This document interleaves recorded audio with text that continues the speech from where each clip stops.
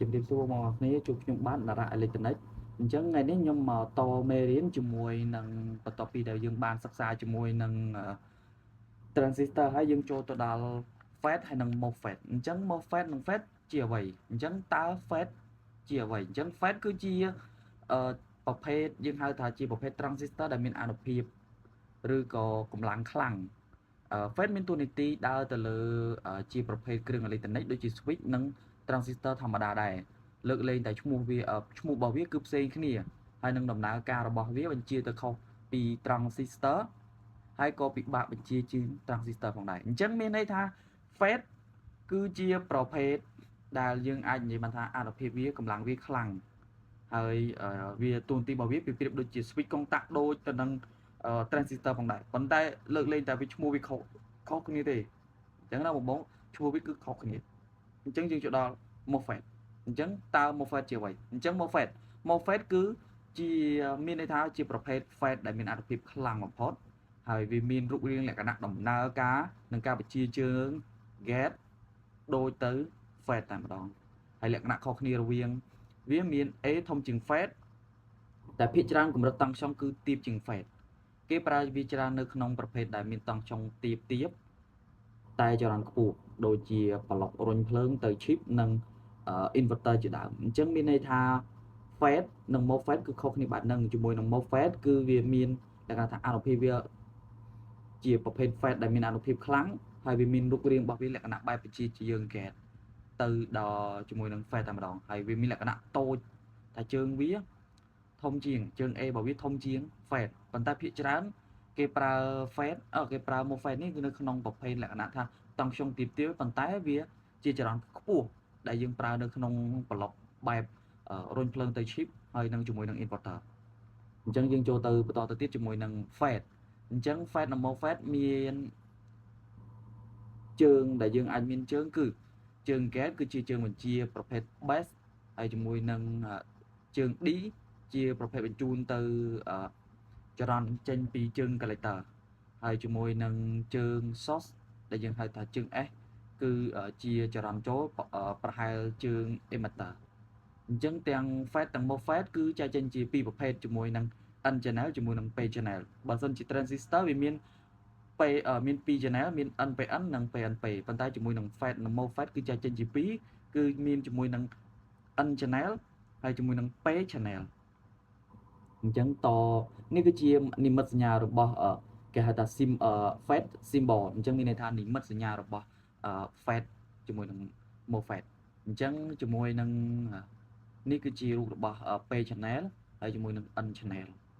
អញ្ចឹងបងបានឃើញអញ្ចឹងយើងនឹងតទៅទៀតអញ្ចឹងយើងតទៅទៀតនេះ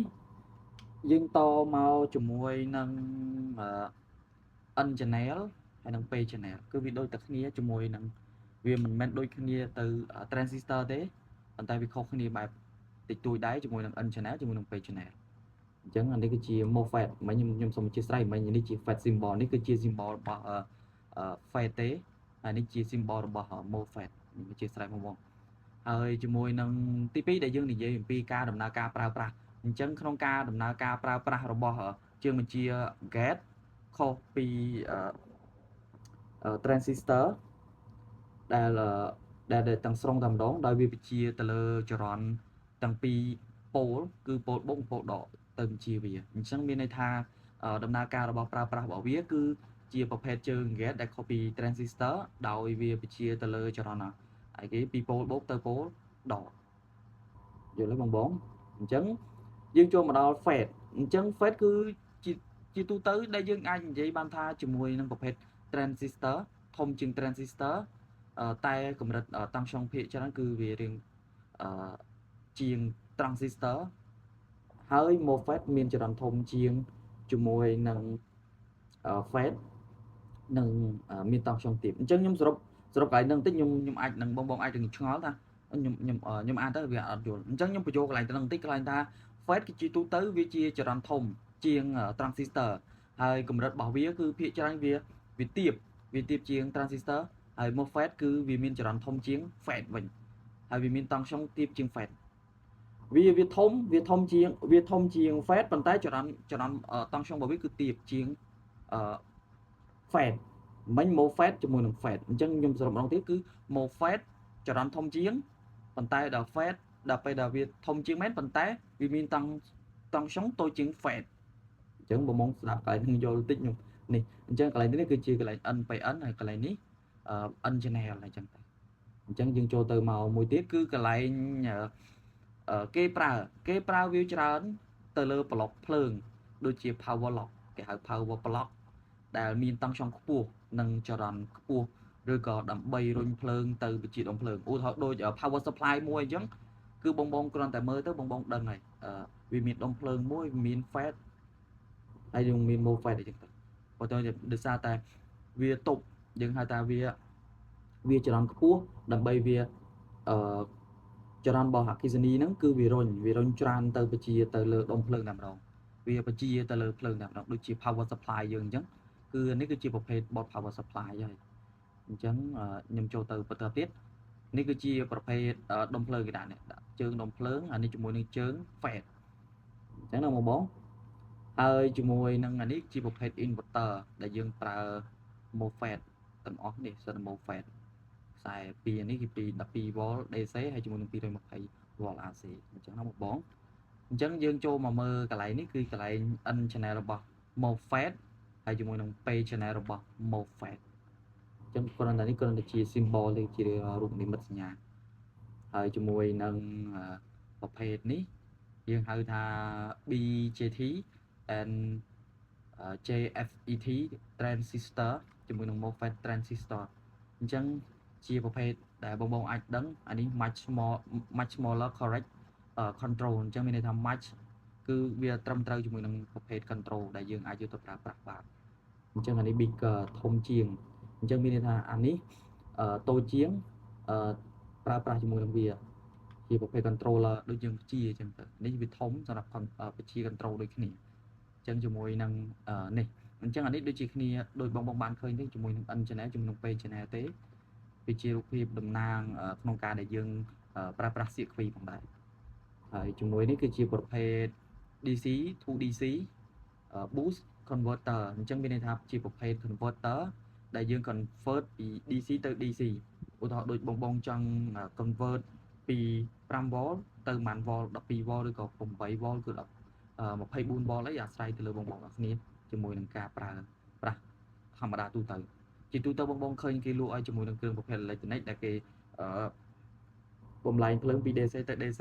ពី 5V ទៅ 12V ពី 12V ទៅ 24V អាស្រ័យទៅលើបងគ្នាឬក៏គេទម្លាក់ទៅដល់ 7V ផងដែរហើយអានេះដូចគ្នាអានេះគឺជាប្រភេទដែលបងបានឃើញមិញជាហេតុអីបានយើងមានអានេះជាដៃត្រជាក់ព្រោះប្រភេទដែលយើងប្រើ MOSFET ភាគច្រើនគឺវាក្តៅបើសិនជាយើងប្រើទៅវាក្តៅ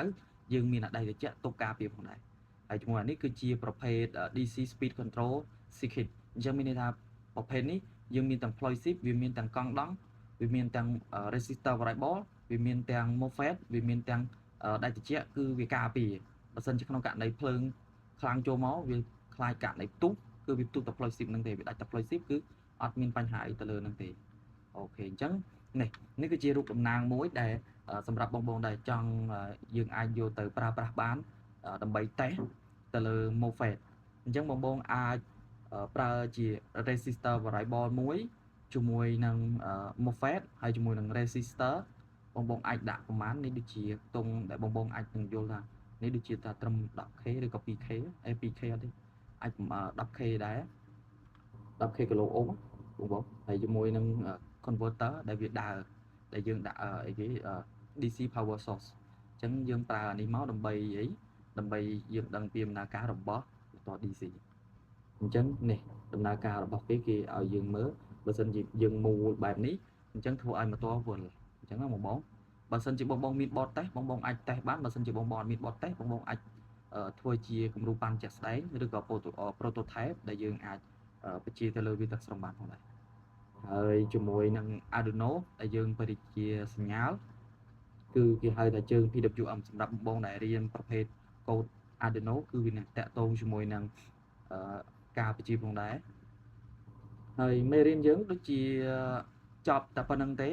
ហើយជាមួយនឹងអាចនឹងតថ្ងៃស្អែកទៀតជាមួយនឹងមេរៀន MOFET ដដែលប៉ុន្តែយើងនិយាយអំពីការវាស់និងត្រួតពិនិត្យ FET and MOFET using digital monitor អញ្ចឹង